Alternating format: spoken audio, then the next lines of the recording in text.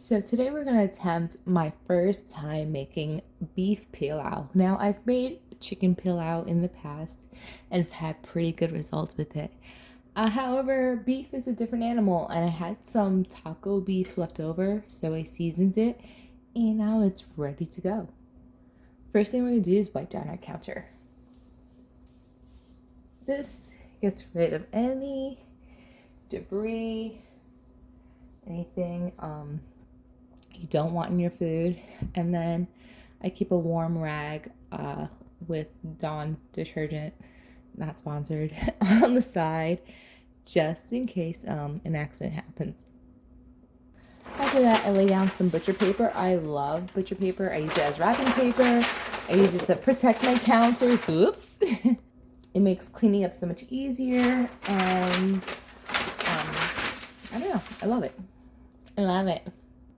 So we're going to need 3 tablespoons of oil, which I'll take out later, 3 tablespoons of brown sugar, a pound of beef stew, but like I said, I had taco meat available to me, so that's what I'm going to use today. Oops. And 2 cups of water.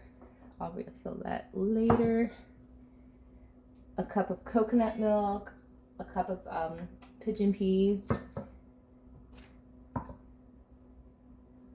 a bay leaf, but I had a bay leaf and a half, and I'm not sure what bay leaf does. I feel like it's the vanilla of like the baking world. I think it just brings everybody together. A cup and a half of rice that's been washed. I got the parboiled one.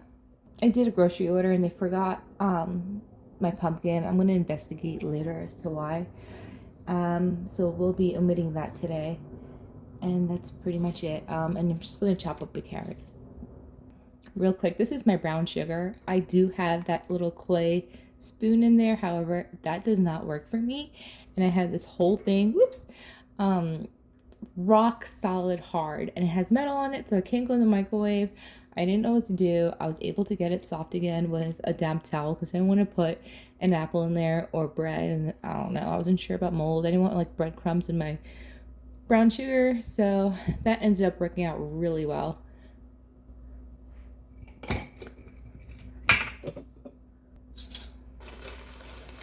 I'm actually going to get rid of this today and then I'll put a new one later.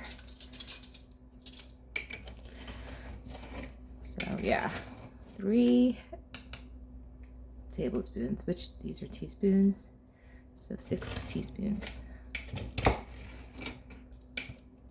I don't know.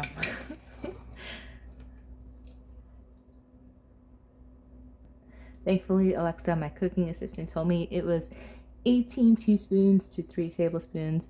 Ergo, therefore, we'll say that's that, okay? So it's about this damp. You can still see some like dried stuff on there. Then I just tuck it in. And now it should be good to go in another month when I call for it.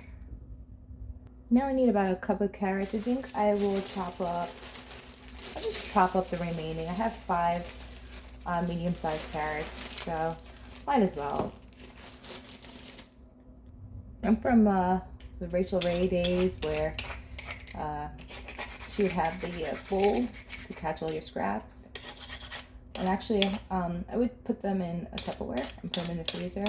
That way, next time I make like a vegetable broth, I'll use them up, and it really makes a good vegetable broth or stock. So, one of these good days, I'll show you guys what I do. But for today, we're just gonna throw them away. Also, remember like the Cooking Network, how they would go into their fridge. It'd be like an empty fridge and only loaded with their ingredients, but it looked so neat to me, like looked so organized.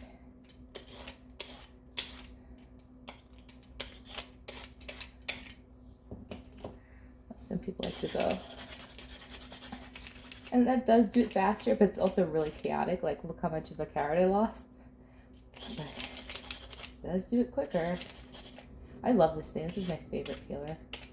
It's from Joseph. I think it looks like a Joseph & Joseph. It says Chef N.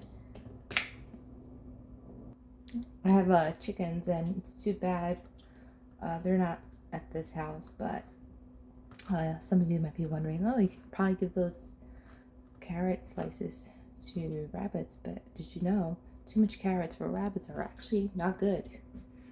I just like a clean workspace at all times, so I'm just gonna reset here.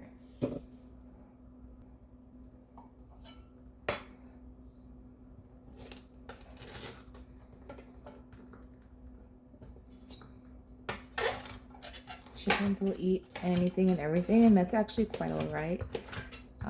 It's a good way to avoid waste, food waste. We have too much food waste. I took a cooking class as date night, and it was funny because like anything you do that's like not neatly done or like uniform, they'll call it like the rustic look, and I just love that. So we are going for a rustic carrot today. Okay, it's about the flavor. So I like, some people start from a cold pot. I'll start from a hot pot. So this is where you have to practice patience, and I have better luck with a stainless steel pan, a silver pan. I do terrible with the non-sticks. So if you're struggling to get the caramelization that you're looking for, maybe just switching to a different type of pot will help you. I'm actually going to slide all my ingredients over. Still waiting. The smell in the whole house once this starts going is so good. It gets everybody, it's like bacon. Bacon gets everybody out of bed and into the kitchen. That's what this does. Still waiting. This is what it's looking like, but we're still waiting. So now you're starting to see it bubble and bloom. We're getting close, okay? This is what we're looking for. I think just like the next color variation that we get, when it gets a little bit darker, we can go in with our beef.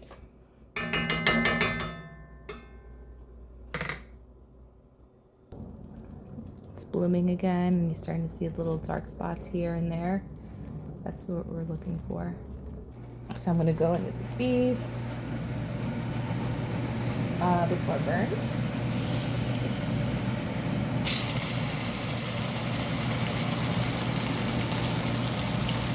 I had this unrealistic fear of it splashing on me, so I'm really scared too.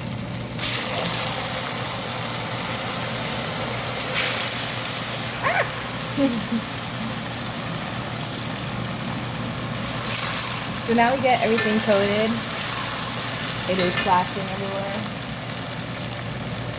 Get my shield. But you see how dark it got? And it's not,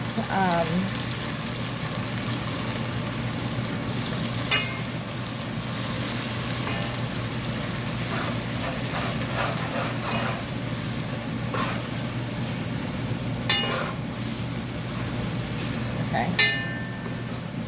Sometimes what happens is like when I make it, I get what looks like sugar string, like hard sugar. But right now what I'm getting is a liquid, which is really nice. So I'm just gonna let it continue to cook in its juices for about 10 minutes. 8 more minutes. Take a peek. I don't think we're supposed to. Oh shit. This is a good time to do your dishes. We don't need a knife anymore, or the cutting board. So just to get a head start and cleaning the kitchen. I took a peek just to see where we were at, and it bubbled up again, but I just want to make sure it doesn't stick to the bottom of the pot. But so far, so good. We don't have anybody sticking. So now we're just going to add the remainder of our ingredients. Okay? The rice. It's been washed, so it's going to stick to the bowl a little bit.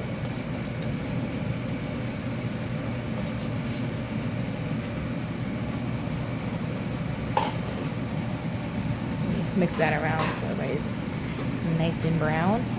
I did lower the heat earlier because again I was scared, so I'm going to add to that, this is the first cup of water. Oops. I decided to hold off on our second cup of water because we're still adding a cup of coconut milk, and I don't know where that's going to put us as far as liquid goes. My mom always taught me to clean the lid, even though it's a pull-up tab. You just never know. So always measure your ingredients. This is how much coconut milk I have after I put a cup in. There's that coconut milk.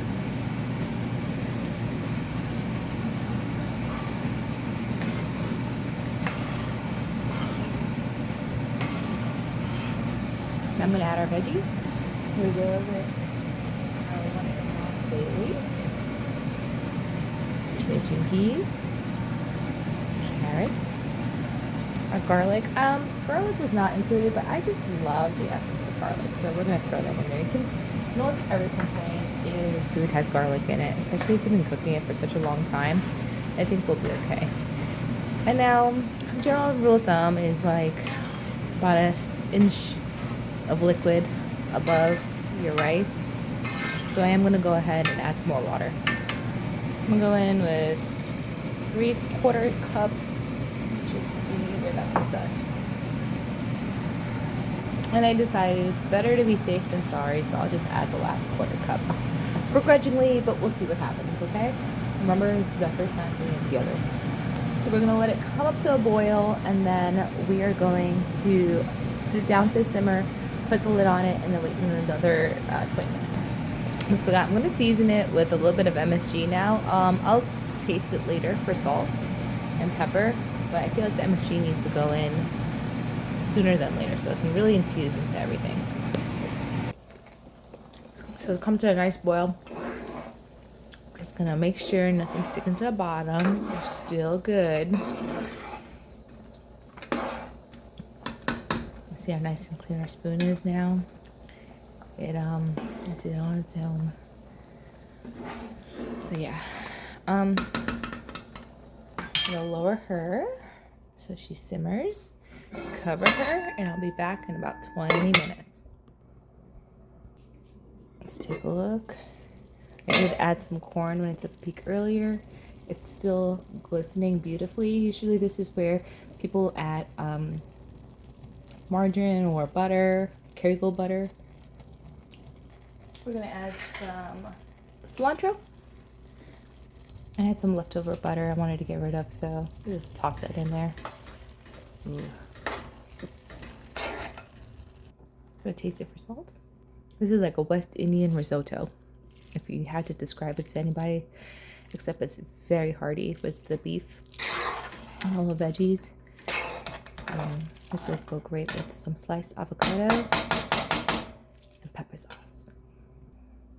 I don't think my avocado is ready for today, but this right here, crack. Bon appetito.